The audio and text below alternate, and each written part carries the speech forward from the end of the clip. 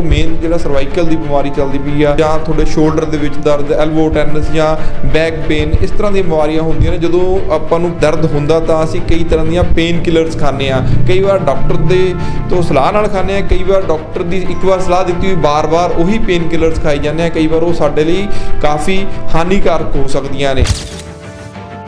ਜਿਸ ਤਰ੍ਹਾਂ ਇਹਨਾਂ ਦੀ ਏਜ ਹੈ ਹਾਰਡਲੀ 17 ਈਅਰਸ ਹੈ ਐਂਡ ਜਸਟ ਕਿ ऑनलाइन क्लासेस करके एंड असाइनमेंट्स वगैरह करके दैन इस एज 'ਚ चेंजेस आने शुरू हो जाते हैं। बेसिकली इनू एग्जैक्टली ਅਸੀਂ ਸਰਵਾਈਕਲ ਵੀ ਨਹੀਂ ਕਹਿ ਸਕਦੇ। ਕਈ ਵਾਰੀ ਪੇਸ਼ੈਂਟਸ ਨੂੰ ਇਹ ਨਹੀਂ ਪਤਾ ਚੱਲਦਾ ਕਿ ਉਹਨਾਂ ਨੂੰ ਪ੍ਰੋਬਲਮ ਕੀ ਹੈ। ਹੋਏਗਾ ਸਰਵਾਈਕਲ ਤੇ ਉਹ ਇੱਥੇ ਕਹਿਣਗੇ ਕਿ ਮੇਰੇ ਮੋਢੇ 'ਚ ਦਰਦ ਹੋ ਰਿਹਾ ਹੈ। पेरेंट्स कई बार बच्चों को छोटे होंगे बच्चों को फोन फड़ा देंगे आ तो वो फिर फोन पर अपने वीडियोज़ वगैरह देखते रहते हैं। काफ़ी कुछ होंगे वो करके साढ़े स्पाइन जो होंगी है रीढ़ की हड्डी जिन्होंने असीं बेसिकली कहते पंजाबी वो काफ़ी प्रैशर पैंदा है। अवेयरनैस नहीं होंगी, मिसडायगनोज हो जाता है। कई बार वो आले दुआले ही लोगों तो मसाज करवा लेंगे आ, मालिश करवा लेंगे आ। जगह जगह लिख के लगाया होंगे कि इत्थे सर्वाइकल का इलाज किया जाता है। जिस तरह मसाज वाले होंगे आ उन्होंने अपने सेंटर अपने आप ही खोले होंगे आ तो उन्होंने इन्ना कुछ नॉलेज होंगी नहीं है। ठीक है, वो पर्टिकुलर जिस तरह पेन है उन्होंने उस एरिया टारगेट किया कुछ भी कर सकते हैं क्योंकि जिन्होंने पंजाबी च कहते हैं नीम हकीम खतरा है जान। अलग अलग जगह पर मैं देखा कई ने बहुत सस्तियाँ मशीनां भी लगाई है ना, जिन्होंने असीं कह लीए कि 3000 4000 की भी मशीन मार्केट तो लैके वो कुछ इतना स्पैसीफिक कुछ होंदा नहीं है। जस्ट उन्होंने एक स्प्रिंग या कैपेसिटर या कंडेंसर वगैरह फिट कर देंगे हैं तो वो वाइब्रेशनस प्रोड्यूस होने लग पैंदे हैं तो पेशेंट नूं लगता है कि मैनू मशीन लग गई है, मैनू फर्क पै रहा है। ह्यूमन बॉडी जो इन्नी डेलीकेट आ, इन्नी मतलब कि फ्रैजाइल है, अंदर वो नर्व्स इन्नी थ्रेड लाइक स्ट्रक्चर्स होंगे हैं, तुसीं उन्हां नूं दबा रहे हो, अपने इंस्ट्रूमेंट्स ਉਹਦੇ ਤੇ ਚਲਾ ਰਹੇ ਹੋ, ਲਾਈਕ ਕਈ ਰੋਲਰਸ ਚਲਾਉਂਦੇ ਆ, ਕਦੀ ਕੁਝ ਕਰਦੇ ਆ ਤੇ ਉਹ ਆਸ-ਪਾਸ ਜੋ ਇਹ ਉਸ ਟਾਈਮ ਤੇ ਤੁਸੀਂ ਕਰ ਦਿੰਦੇ ਹੋ ਬਟ ਉਹ ਇੰਟਰਨਲੀ ਕੀ ਹੋ ਰਿਹਾ ਆ, ਇੰਟਰਨਲ ਕਿੰਨੇ ਟਿਸ਼ੂਜ਼ ਟਾਰਗੇਟ ਹੋ ਰਹੇ ਆ, ਕਿਹੜੀਆਂ ਮਸਲਸ ਟਾਰਗੇਟ ਹੋ ਰਹੀਆਂ, ਕਿਹੜੀਆਂ ਨਰਵਸ ਟਾਰਗੇਟ ਹੋ ਰਹੀਆਂ, ਉਹ ਉੱਪਰੋਂ ਨਹੀਂ ਦਿਖਦਾ ਹੈਗਾ। ਗੋਡਾ ਦੁਖਣਾ ਇਜ਼ ਨੋਟ ਗੋਡਾ ਦਿਖਣਾ, ਠੀਕ ਹੈ।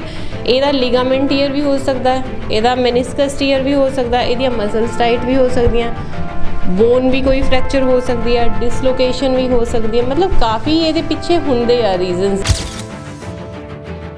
फिजियोथैरेपी हुण एक बहुत ज़्यादा एडवांस फील्ड हो गई है। जिस तरह बहुत टाइम पहले जो असीं कह लीए कि फिजियोथैरेपी च की हुंदा सी ते इन्नी अवेयरनैस लोगों को है नहीं सी, पर अज के टाइम च कि कई पेशेंट्स भी बहुत एजुकेट होए होंदे आ कि उन्होंने भी सब पता हुंदा है।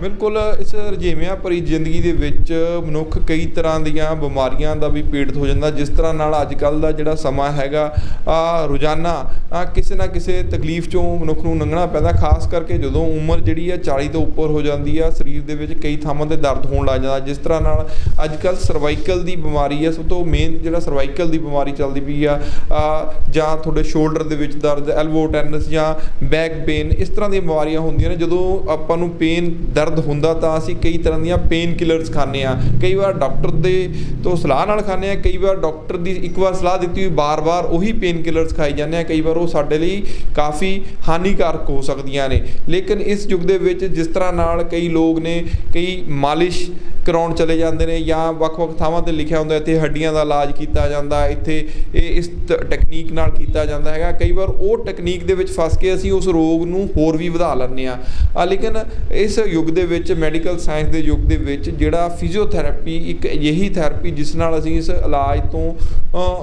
ਕਰਵਾ ਕੇ ਸੌਖਿਆ ਇਸ ਪੇਨ ਜਿਹੜਾ ਦਰਦ ਹੁੰਦਾ ਉਹ ਤੋਂ ਨਿਜਾਤ ਪਾ ਸਕਦੇ ਆ। ਲੇਕਿਨ ਪਰ ਕਈ ਲੋਕ ਫਿਰ ਵੀ ਪੁਰਾਣੇ ਮਿਥਿਆਸ ਦੇ ਵਿੱਚ ਜਾ ਕੇ ਉਸੇ ਤਰ੍ਹਾਂ ਨਾਲ ਮਾਲਿਸ਼ ਕਰਾਉਣਾ ਲੇਕਿਨ ਪਰ ਮਾਲਿਸ਼ ਕਰਾ ਤਾਂ ਲੈਂਦੇ ਹਾਂ। ਕਈ ਵਾਰ ਕੋਈ ਗਲਤ ਜਿਹੜੀ ਸਾਡੀ ਬੋਨਸ 'ਤੇ ਦਬਾਅ ਪੈ ਜਾਵੇ ਜਾਂ ਗਲਤ ਤਰੀਕੇ ਨਾਲ ਮਾਲਿਸ਼ ਹੋਵੇ, ਸਾਨੂੰ ਕਈ ਰੋਗ ਹੋ ਜਾਂਦੇ, ਇੰਨਾ ਰੋਗ ਪੀੜਤ ਹੋ ਜਾਂਦਾ ਕਿ ਉਹਦਾ ਮੁੜ ਕੇ ਇਲਾਜ ਵੀ ਨਹੀਂ ਹੁੰਦਾ। ਲੇਕਿਨ ਪਰ ਅਸੀਂ ਅੱਜ ਡਾਕਟਰ ਅਮਨਪ੍ਰੀਤ ਨਾਲ ਗੱਲ ਕਰਾਂਗੇ ਇਹ ਕਿਸ ਤਰ੍ਹਾਂ ਨਾਲ ਫਿਜ਼ੀਓਥੈਰੇਪੀ ਕੀਤੀ ਜਾਂਦੀ ਆ ਅਤੇ ਉਹਨਾਂ ਵੱਲੋਂ ਕਿਹੜੀ ਇਹ ਟੈਕਨੀਕ ਹੈਗੀ ਆ ਅਤੇ ਕੀ ਜਿਹੜੀ ਹੈਗੀ ਆ ਦਰਦ ਕਿਸ ਤਰ੍ਹਾਂ ਹੋਣ ਲੱਗ ਜਾਂਦੇ ਨੇ, ਜਿਸ ਤਰ੍ਹਾਂ ਨਾਲ ਬੈਕ ਪੇਨ ਦਾ, ਸਰਵਾਈਕਲ ਦਾ ਕੀ ਕਾਰਨ ਹੈ, ਕਿਸ ਤਰ੍ਹਾਂ ਬਚਿਆ ਜਾ ਸਕਦਾ। ਡਾਕਟਰ ਸਾਹਿਬ ਕੀ ਕਹਿਣਾ ਚਾਹੁੰਦੇ? ਅੱਜ ਦੇ ਜੋ ਲਾਈਫ ਸਟਾਈਲ ਹੈ ਸਾਡਾ ਸੀਡੈਂਟਰੀ ਲਾਈਫ ਸਟਾਈਲ ਹੈ ਨਾ, ਤੇ ਇਸ 'ਚ ਅਸੀਂ mobile phones and laptop use ਵੀ ਕਾਫੀ ਹੁੰਦਾ ਹੈ। ਈਵਨ 15 ਇਅਰਸ ਦਾ ਬੱਚਾ ਹੋਏ, 10 ਇਅਰ ਦਾ ਬੱਚਾ, ਹਰ ਇੱਕ ਨੂੰ ਜੇ ਅਸੀਂ ਸਕੂਲਸ 'ਚ ਜਾਵਾਂਗੇ, ਕਾਲਜਸ 'ਚ ਜਾਵਾਂਗੇ ਤੇ ਹਰ ਇੱਕ ਨੂੰ cervical the and back pain ਦੇ ਅੱਜ ਕੱਲ੍ਹ ਛੋਟੀ ਉਮਰ ਤੋਂ ਹੀ ਸਟਾਰਟ ਹੋ ਜਾਂਦੀ ਹੈ, ਕਿਉਂਕਿ ਬੱਚਿਆਂ ਦੀ ਸਟੱਡੀਜ਼ ਫੋਨ 'ਤੇ ਆ, ਔਨਲਾਈਨ ਕਲਾਸਿਸ ਫੋਨ 'ਤੇ ਹੁੰਦੀਆਂ ਆ, ਇਹ ਵੀ ਇੱਕ ਰੀਜ਼ਨ ਹੈ। ਦੂਸਰਾ, ਪੇਰੈਂਟਸ ਕਈ ਵਾਰੀ ਬੱਚਿਆਂ ਨੂੰ, ਛੋਟੇ ਹੁੰਦੇ ਬੱਚਿਆਂ ਨੂੰ ਫੋਨ ਫੜਾ ਦਿੰਦੇ ਆ ਤੇ ਉਹ ਫਿਰ ਫੋਨ 'ਤੇ ਆਪਣੀ ਵੀਡੀਓਜ਼ ਵਗੈਰਾ ਦੇਖਦੇ ਰਹਿੰਦੇ ਆ, ਕਾਫੀ ਕੁਛ ਹੁੰਦਾ। ਉਹਦੇ ਕਰਕੇ ਸਾਡੇ ਸਪਾਈਨ ਜੋ ਹੁੰਦੀ ਹੈ, ਰੀੜ੍ਹ ਦੀ ਹੱਡੀ ਜਿਹਨੂੰ ਅਸੀਂ ਬੇਸਿਕਲੀ ਕਹਿੰਦੇ ਪੰਜਾਬੀ 'ਚ, ਉਹਦੇ 'ਤੇ ਕਾਫੀ ਪ੍ਰੈਸ਼ਰ ਪੈਂਦਾ ਹੈ। ਜਦੋਂ ਉਹਦੇ 'ਤੇ ਪ੍ਰੈਸ਼ਰ ਪੈਣਾ ਸ਼ੁਰੂ ਹੋ ਜਾਂਦਾ ਆ, ਦੈਨ ਜਦੋਂ ਜ਼ਿਆਦਾ ਇਨਫਲੇਮੇਸ਼ਨ ਹੋ ਜਾਂਦੀ ਹੈ ਤੇ ਆਸ-ਪਾਸ ਜੋ ਸਾਡੀਆਂ ਨਰਵਸ ਹੁੰਦੀਆਂ ਆ ਉਹਨਾਂ 'ਤੇ ਵੀ ਸਟ੍ਰੇਨ ਪੈਣਾ ਸਟਾਰਟ ਹੋ ਜਾਂਦਾ ਹੈ। ਦੈਨ ਪਰਟੀਕੂਲਰ ਨਰਵਸ ਹੁੰਦੀਆਂ ਆ ਜੋ ਬੋਡੀ 'ਚ ਸਪਲਾਈ ਕਰਦੀਆਂ, ਹੱਥਾਂ ਨੂੰ ਕਰਦੀਆਂ, ਬਾਹਾਂ ਨੂੰ ਕਰਦੀਆਂ, ਪੈਰਾਂ ਨੂੰ ਕਰਦੀਆਂ, ਉਹ ਜਿਸ ਏਰੀਆ 'ਚ ਨਰਵ ਜਾਂਦੀ ਆ, ਉਹ ਜਿਸ ਮਸਲ ਨੂੰ ਸਪਲਾਈ ਕਰਦੀ ਆ, ਉਹ ਮਸਲਸ ਐਂਡ ਏਰੀਆਜ਼ ਟਾਰਗੇਟ ਕਰਦੀ ਆ। ਦੈਨ ਉਹਨਾਂ 'ਚ ਨਮਨੈਸ ਆ ਜਾਂਦੀ ਆ, ਟਿੰਗਲਿੰਗ, ਲਾਈਕ ਇੱਦਾਂ ਲੱਗਦਾ ਕਿਸ ਤਰ੍ਹਾਂ ਕੀੜੀਆਂ ਚੱਲ ਰਹੀਆਂ ਹੁੰਦੀਆਂ, ਸੂਈਆਂ ਚੁੱਭ ਰਹੀਆਂ, ਕਾਫੀ ਪੇਨ ਹੁੰਦਾ। ਅਤੇ ਕਈ ਵਾਰੀ ਪੇਰੈਂਟਸ ਕਈ ਵਾਰੀ ਪੇਸ਼ੈਂਟਸ ਨੂੰ ਹੀ ਨਹੀਂ ਪਤਾ ਚੱਲਦਾ ਕਿ ਉਹਨਾਂ ਨੂੰ ਪ੍ਰੋਬਲਮ ਕੀ ਹੈ। ਹੋਏਗਾ ਸਰਵਾਈਕਲ ਅਤੇ ਉਹ ਇੱਥੇ ਕਹਿਣਗੇ ਕਿ ਮੇਰੇ ਮੋਢੇ 'ਚ ਦਰਦ ਹੋ ਰਿਹਾ ਹੈ, ਅਤੇ ਮਿਸਡਾਇਗਨੋਸ ਜਿਹਨੂੰ ਕਹਿੰਦੇ ਆ, ਬਹੁਤ ਵਾਰੀ ਇੱਦਾਂ ਹੁੰਦਾ ਕਿ ਅਵੇਅਰਨੈਸ ਨਹੀਂ ਹੁੰਦੀ, ਮਿਸਡਾਇਗਨੋਸ ਹੋ ਜਾਂਦਾ ਹੈ। ਕਈ ਵਾਰੀ ਉਹ ਆਲੇ ਦੁਆਲੇ ਹੀ ਲੋਕਾਂ ਤੋਂ ਮਸਾਜ ਕਰਵਾ ਲੈਂਦੇ ਆ, ਮਾਲਿਸ਼ ਕਰਵਾ ਲੈਂਦੇ ਆ, ਜਾਂ ਕਈ ਵਾਰ ਕੀ ਹੁੰਦਾ ਹੈ ਕਿ ਉਹ ਆਪਣੇ ਆਪ ਹੀ ਪੇਨ ਕਿਲਰਸ ਵਗੈਰਾ ਖਾਣੇ ਸਟਾਰਟ ਕਰ ਦਿੰਦੇ ਆ, ਜਾਂ ਡਾਕਟਰ ਨੂੰ ਦਿਖਾਉਂਦੇ ਆ, ਕਈ ਸਾਲ ਤੱਕ ਉਹੀ ਮੈਡੀਸਿਨ ਕੰਟੀਨਿਊ ਰੱਖਦੇ ਆ।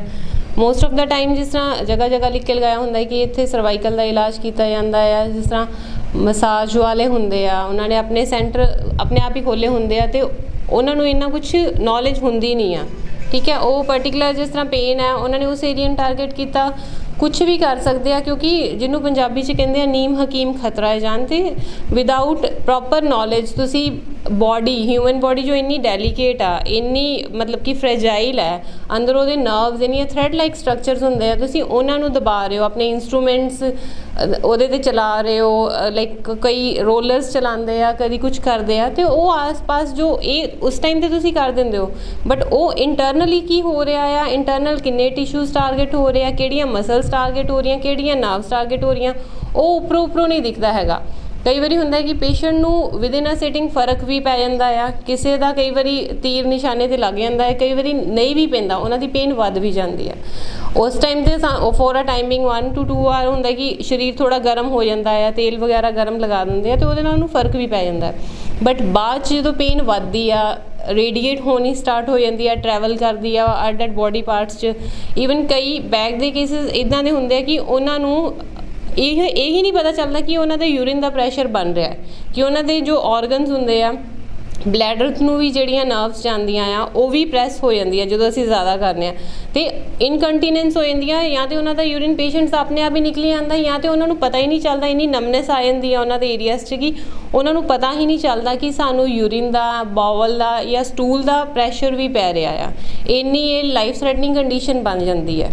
ਕਾਰਨ ਕੀ ਰਹਿੰਦੇ ਨੇ, ਇਹ ਤੋਂ ਬਚਣ ਲਈ ਕੀ ਕਰਨਾ ਚਾਹੀਦਾ, ਕਿਹੜੀ ਏਜ 'ਤੇ ਜ਼ਿਆਦਾ ਇਫੈਕਟ ਹੈ, ਕੀ ਕਰਨਾ ਚਾਹੀਦਾ ਬਚਾਉ ਲਈ ਡਾਕਟਰ ਸਾਹਿਬ?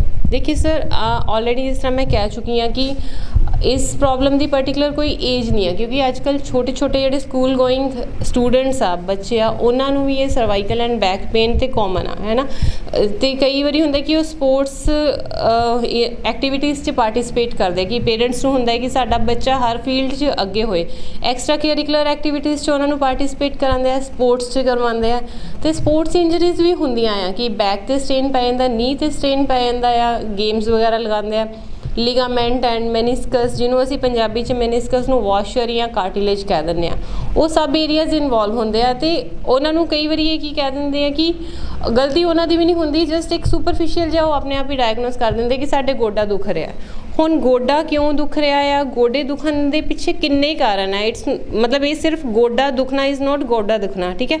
इहदा लिगामेंट टीयर भी हो सकता है, इहदा मैनिस्कस टीयर भी हो सकता है, इहदियां मसल्स टाइट भी हो सकदियां, बोन भी कोई फ्रैक्चर हो सकती है, डिसलोकेशन भी हो सकती है, मतलब काफ़ी ये पिछे होंगे आ रीजनस। गोडा दुखना एक स्पैसीफिक टर्म नूं असी हाईलाइट करदा, बट ये पिछे किन्नियां होर कंडीशनस हैगियां जिहड़ियां इस प्रॉब्लम नूं एग्रीवेट करदियां, वो तुसीं किसी पर्टिकुलर प्रोफैशनल नूं मिलोगे ताइयों पता चलेगा, अदरवाइज ये फिर ਅੱਗੇ ਹੀ ਅੱਗੇ ਹੌਲੀ ਹੌਲੀ ਡੀਜਨਰੇਸ਼ਨ ਸਟਾਰਟ ਹੋ ਜਾਂਦੀ, ਕਿਉਂਕਿ ਬੋਨਸ ਦਾ ਤਾਂ ਇਹੀ ਹੁੰਦਾ ਕਿ ਸਲੋਲੀ ਉਹ ਤੁਹਾਡੀਆਂ ਬੋਨਸ ਹੌਲੀ ਡੀਜਨਰੇਟ ਹੋਣੀਆਂ। ਡੀਜਨਰੇਟ ਇਨ ਦਾ ਸੈਂਸ ਕਿ ਵੀਅਰ ਐਂਡ ਟੇਅਰਿੰਗ ਜਿਹਨੂੰ ਅਸੀਂ ਕਹਿ ਦਿੰਦੇ ਆ, ਘਸਣਾ ਸ਼ੁਰੂ ਹੋ ਜਾਂਦੀਆਂ ਹੌਲੀ ਦੈਨ ਅੱਗੇ ਫਿਰ ਜ਼ਿਆਦਾ ਪ੍ਰੋਬਲਮ ਕ੍ਰੀਏਟ ਹੁੰਦੀ ਹੈ। ਕਿਸ ਤਰ੍ਹਾਂ ਹੁੰਦੀ ਹੈ? ਕੀ ਇਹਦੇ ਵਿੱਚ ਕੋਈ ਇੰਸਟਰੂਮੈਂਟਸ ਹੁੰਦੇ ਨੇ ਜਾਂ ਹੱਥ ਨਾਲ ਕੀਤਾ ਜਾਂਦਾ, ਵੀ ਹੈਂਡਸ ਨਾਲ ਕੀਤੀ, ਕਿਸ ਤਰ੍ਹਾਂ ਇਹਦਾ ਸਿਸਟਮ ਹੈ?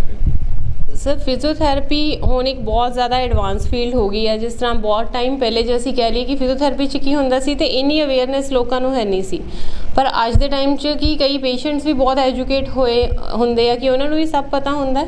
ਦੂਸਰਾ ਮਸ਼ੀਨਸ ਅਤੇ ਮੋਡੈਲਿਟੀਜ਼ ਤਾਂ ਹੁੰਦੀਆਂ ਹੀ ਆ, ਹੈ ਨਾ। ਮਸ਼ੀਨਸ ਵੀ ਡਿਪੈਂਡ ਕਰਦੀਆਂ ਕਿ ਕਈ ਜਗ੍ਹਾ 'ਤੇ ਜਿਸ ਤਰ੍ਹਾਂ ਮਤਲਬ ਅਲੱਗ ਜਗ੍ਹਾ 'ਤੇ ਮੈਂ ਦੇਖਿਆ ਕਈਆਂ ਨੇ ਬਹੁਤ ਸਸਤੀਆਂ ਮਸ਼ੀਨਾਂ ਵੀ ਲਗਾਈਆਂ, ਹੈ ਨਾ, ਜਿਹਨੂੰ ਅਸੀਂ ਕਹਿ ਲਈਏ ਕਿ 3000 4000 ਦੀ ਵੀ ਮਸ਼ੀਨ ਮਾਰਕੀਟ ਤੋਂ ਲੈ ਕੇ ਉਹਦੇ 'ਚ ਕੁਛ ਇੱਦਾਂ ਸਪੈਸੀਫਿਕ ਕੁਛ ਹੁੰਦਾ ਨਹੀਂ ਹੈ। ਜਸਟ ਉਹਨਾਂ ਨੇ ਇੱਕ ਸਪਰਿੰਗ ਜਾਂ ਕੈਪੈਸਿਟਰ ਜਾਂ ਕੰਡੈਂਸਰ ਵਗੈਰਾ ਫਿੱਟ ਕਰ ਦਿੰਦੇ ਆ, ਅਤੇ ਉਹਦੇ ਨਾਲ ਵਾਈਬ੍ਰੇਸ਼ਨਸ ਪ੍ਰੋਡਿਊਸ ਹੋਣ ਲੱਗ ਪੈਂਦੀਆਂ, ਅਤੇ ਪੇਸ਼ੈਂਟ ਨੂੰ ਲੱਗਦਾ ਕਿ ਮੈਨੂੰ ਮਸ਼ੀਨ ਲੱਗ ਗਈ ਹੈ, ਮੈਨੂੰ ਫਰਕ ਪੈ ਰਿਹਾ, ਹੈ ਨਾ। ਅਤੇ ਜੋ ਮਸ਼ੀਨਸ ਲਗਾਉਂਦੇ ਆ, ਅਤੇ ਮਸ਼ੀਨਸ ਵੀ ਪ੍ਰੋਪਰ ਤੁਹਾਨੂੰ ਪਤਾ ਹੋਣਾ ਚਾਹੀਦਾ ਹੈ ਕਿ ਕਿਸ ਮਸਲ 'ਤੇ ਲਗਾ ਰਹੇ ਹੋ, ਕਿਸ ਏਰੀਆ 'ਤੇ ਲਗਾ ਰਹੇ ਹੋ, ਕਿਹੜੇ ਪਰਟੀਕੂਲਰ ਰੀਜਨ ਨੂੰ ਤੁਸੀਂ ਟਾਰਗੇਟ ਕਰ ਰਹੇ ਹੋ। ਵਿਦਾਊਟ ਨੌਲੇਜ, ਵਿਦਾਊਟ ਐਜੂਕੇਸ਼ਨ ਤੁਸੀਂ ਮਸ਼ੀਨਸ ਵੀ ਲਗਾ ਲੋਗੇ ਅਤੇ ਉਹਦਾ ਵੀ ਕੋਈ ਫਰਕ ਨਹੀਂ ਪਏਗਾ, ਕਿਉਂਕਿ ਜੇ ਤੁਸੀਂ ਕਿਸੇ ਪਰਟੀਕੂਲਰ ਨਰਵ 'ਤੇ ਤੁਹਾਡੀ ਮਸ਼ੀਨ ਲੱਗ ਗਈ ਦੈਨ ਉਹ ਉਸ ਨਰਵ ਨੂੰ ਹੋਰ ਡੈਮੇਜ ਕਰ ਸਕਦੀ ਹੈ। ਨੋਰਮਲੀ ਮੈਂ ਪਹਿਲੇ ਕਹਿ ਚੁੱਕੀ ਕਿ ਸਕੂਲ ਗੋਇੰਗ ਚਿਲਡਰਨ 'ਚ ਕਾਫੀ ਜ਼ਿਆਦਾ ਹੁੰਦਾ ਹੈ ਕਿ ਵਰਕਲੋਡ ਐਂਡ ਸਟੱਡੀਜ਼ ਨਾਲ ਰਿਲੇਟਡ ਕਾਫੀ ਜ਼ਿਆਦਾ ਹੁੰਦਾ ਹੈ। ਅਤੇ ਜਿਸ ਤਰ੍ਹਾਂ ਇਹਨਾਂ ਦੀ ਏਜ ਹੈ ਹਾਰਡਲੀ 17 ਈਅਰਸ ਹੈ, ਐਂਡ ਜਸਟ ਕਿ ਔਨਲਾਈਨ ਕਲਾਸਿਸ ਕਰਕੇ ਐਂਡ ਅਸਾਈਨਮੈਂਟਸ ਵਗੈਰਾ ਕਰਕੇ ਦੈਨ ਇਸ ਏਜ 'ਚ ਹੀ ਚੇਂਜਸ ਆਉਣੇ ਸ਼ੁਰੂ ਹੋ ਜਾਂਦੇ ਆ। ਅਤੇ ਉਹਦੇ ਰਿਗਾਰਡਿੰਗ ਇਹਨਾਂ ਦਾ ਟਰੀਟਮੈਂਟ ਚੱਲ ਰਿਹਾ ਸਰਵਾਈਕਲ ਦੇ ਰਿਗਾਰਡਿੰਗ। ਬੇਸਿਕਲੀ ਇਹਨੂੰ ਐਗਜ਼ੈਕਟਲੀ ਅਸੀਂ ਸਰਵਾਈਕਲ ਵੀ ਨਹੀਂ ਕਹਿ ਸਕਦੇ, ਮੇ ਬੀ ਇਹਨੂੰ ਅਸੀਂ ਮਸਲ ਸਪਾਜ਼ਮ ਵੀ ਕਹਿ ਸਕਦੇ, ਕਿਉਂਕਿ ਵਿਦਾਊਟ ਮਤਲਬ ਇੰਨੀ ਛੋਟੀ ਉਮਰ 'ਚ ਜੇ ਮੈਂ ਕਹਿਣਾ ਸਰਵਾਈਕਲ, ਤੇ ਹਾਂ ਪੋਸੀਬਿਲਿਟੀ ਵੀ ਹੈਗੀ ਹੈ, ਬਟ ਅੱਜ ਕੱਲ੍ਹ ਲੋਕਾਂ ਨੇ ਸਰਵਾਈਕਲ ਨੂੰ ਇੱਕ ਮਤਲਬ ਜਿਹਨੂੰ ਅਸੀਂ ਕਹਿੰਦੇ ਸਰਵਾਈਕਲ ਦਾ ਕਈ ਵਾਰੀ ਨਾਮ ਸੁਣ ਕੇ ਹੀ ਡਰ ਜਾਂਦੇ ਆ, ਕਿਉਂਕਿ ਸਰਵਾਈਕਲ 'ਚ ਵੀ ਅਲੱਗ ਹੁੰਦਾ ਆ ਕਿ ਸਰਵਾਈਕਲ ਕਿਸ ਸਟੇਜ ਦਾ ਆ, ਤੁਹਾਡੇ ਕਿਸ ਲੈਵਲ ਦਾ ਆ। ਅੱਜ ਅਸੀਂ ਤੁਹਾਨੂੰ ਡਾਕਟਰ ਸਾਹਿਬ ਨਾਲ ਮਿਲਾਇਆ, ਜਿਸ ਤਰ੍ਹਾਂ ਨਾਲ ਫਿਜ਼ੀਓਥੈਰੇਪੀ ਕਿਸ ਤਰ੍ਹਾਂ ਹੁੰਦੀ, ਕੀ ਹੈ ਫਿਜ਼ੀਓਥੈਰੇਪੀ ਅਤੇ ਕਿਸ ਤਰ੍ਹਾਂ ਇਹਦਾ ਇਲਾਜ ਕਰਾਉਣਾ ਚਾਹੀਦਾ। ਇਲਾਜ ਦੀ ਵੀ ਟੈਕਨੀਕ ਹੁੰਦੀ ਹੈ। ਕਈ ਵਾਰ ਅਸੀਂ ਨੀਮ ਹਕੀਮ ਖਤਰਾ ਹੈ ਜਾਂ ਡਾਕਟਰਾਂ ਕੋਲ ਫਸ ਜਾਂਦੇ ਹਾਂ, ਨਹੀਂ ਪਤਾ ਲੱਗਦਾ ਸਾਡਾ ਜਿਹੜਾ ਮਨੁੱਖੀ ਸਰੀਰ ਆ ਬੜਾ ਸੌਫਟ ਹੈਗਾ। ਜੇਕਰ ਇਸ 'ਤੇ ਜ਼ਿਆਦਾ ਦਵਾ ਨਾਲ ਕਿਤੇ ਕਿਸੇ ਵੀ ਬੋਨ ਨੂੰ ਜਾਂ ਹੱਡੀ ਨੂੰ ਦਬਾਉਂਦੇ ਹਾਂ ਤਾਂ ਉਹ ਅਸੀਂ ਕਿਸੇ ਰੋਗ ਨਾਲ ਪੀੜਤ ਹੋ ਸਕਦੇ ਹਾਂ। ਫਿਜ਼ੀਓਥੈਰੇਪੀ ਦਾ ਵੀ ਇੱਕ ਢੰਗ ਹੁੰਦਾ, ਬੜੇ ਢੰਗ ਨਾਲ, ਜਿਸ ਤਰ੍ਹਾਂ ਸਰਵਾਈਕਲ ਪੇਨ ਆ ਜਾਂ ਤੁਹਾਨੂੰ ਸ਼ੋਲਡਰ 'ਤੇ ਪੇਨ ਹੈਗਾ ਜਾਂ ਨੈਕ ਕਿਤੇ ਵੀ ਬੈਕ ਪੇਨ ਆ, ਉਹਦੇ ਲਈ ਵੀ ਜਿਹੜੀਆਂ ਇੰਸਟਰੂਮੈਂਟ ਨੇ ਬੜੇ ਢੰਗ ਨਾਲ ਜਿਹੜਾ ਉਹਦੇ ਨਾਲ ਇਲਾਜ ਕਰਨਾ ਪੈਂਦਾ, ਤਾਂ ਜੋ ਕੋਈ ਇਸ ਤਰ੍ਹਾਂ ਸਾਡੀ ਨਰਵਜ਼ ਉਹ ਨਾ ਦੱਬੀ ਜਾਵੇ ਜਿਸ ਨਾਲ ਅਸੀਂ ਹੋਰ ਨਵੇਂ ਰੋਗ ਤੋਂ ਪੀੜਤ ਹੋ ਜਾਈਏ। ਕਿਤੇ ਪੁਰਾਣਾ ਰੋਗ ਖਤਮ ਕਰਦੇ ਨਵੇਂ ਰੋਗ ਤੋਂ ਪੀੜਤ ਹੋ ਜਾਈਏ। ਇਸ ਕਰਕੇ ਡਾਕਟਰ ਸਾਹਿਬ ਨੇ ਬਹੁਤ ਚੰਗੀਆਂ ਜਿਹੜੀਆਂ ਗੱਲਾਂ ਦੱਸੀਆਂ, ਜੇਕਰ ਅਸੀਂ ਉਹਨਾਂ ਨੂੰ ਅਪਣਾਉਂਦੇ ਹਾਂ, ਜਿਸ ਤਰ੍ਹਾਂ ਨਾਲ ਸਰਵਾਈਕਲ ਪੇਨ ਆ ਜ਼ਿਆਦਾਤਰ ਮੋਬਾਈਲ ਦੇਖਣਾ, ਲੈਪਟਾਪ ਦੇਖਣਾ, ਜ਼ਿਆਦਾਤਰ ਜਿਹੜਾ TV ਦੇਖਣਾ, ਉਸ ਨਾਲ ਇਸ ਤਰ੍ਹਾਂ ਦੀਆਂ ਬਿਮਾਰੀਆਂ ਹੋ ਜਾਂਦੀਆਂ ਨੇ। ਕਿਸੇ ਵੀ ਉਮਰ ਦੇ ਵਿੱਚ ਇਹ ਬਿਮਾਰੀ ਲੱਗ ਸਕਦੀ ਹੈ। ਸੋ ਸਾਨੂੰ ਚਾਹੀਦਾ ਹੈਗਾ ਇਹਨਾਂ ਬਿਮਾਰੀਆਂ ਤੋਂ ਬਚਣ ਲਈ ਸਾਵਧਾਨੀ ਵਰਤੀਏ। ਜੇਕਰ ਕਿਤੇ ਕੋਈ ਪ੍ਰੋਬਲਮ ਆ ਵੀ ਜਾਂਦੀ ਆ ਤਾਂ ਅਸੀਂ ਜਿਹੜੇ ਉਹਨਾਂ ਡਾਕਟਰਸ ਕੋਲੇ ਜਾਈਏ ਜਿਹੜੇ ਕਿ ਇਸ ਟੈਕਨੀਕ ਦੇ ਮਾਹਰ ਨੇ, ਜਿਵੇਂ ਫਿਜ਼ੀਓਥੈਰੇਪਿਸਟ ਨੇ ਜਿਹੜੀ ਕਿ ਡਿਗਰੀਆਂ ਲਈਆਂ ਹੋਈਆਂ ਨੇ। ਜੇਕਰ ਅਸੀਂ ਸੜਕਾਂ 'ਤੇ ਬੈਠੇ ਜਾਂ ਥਾਂ ਮਾਲਿਸ਼ ਦੇ ਬੋਰਡ ਲੱਗੇ ਉਹਨਾਂ ਕੋਲ ਚਲੇ ਤਾਂ ਜਾਂਦੇ ਹਾਂ, ਕਈ ਵਾਰ ਸਾਨੂੰ ਉਹਨਾਂ ਕੋਲ ਜਾ ਕੇ ਬਾਅਦ ਪਛਤਾਉਣਾ ਪੈਂਦਾ ਹੈਗਾ। ਡਾਕਟਰ ਸਾਹਿਬ ਨੇ ਕੁਝ ਅਹਿਮ ਗੱਲਾਂ ਵੀ ਜਿਹੜੀਆਂ ਦੱਸੀਆਂ। ਲੁਧਿਆਣਾ ਤੋਂ ਕੈਮਰਾ ਪਰਸਨ ਪ੍ਰਕਾਸ਼ ਜੱਸਾ ਦੇ ਨਾਲ ਤਰਸੇਮ ਭਾਰਦਵਾਜ।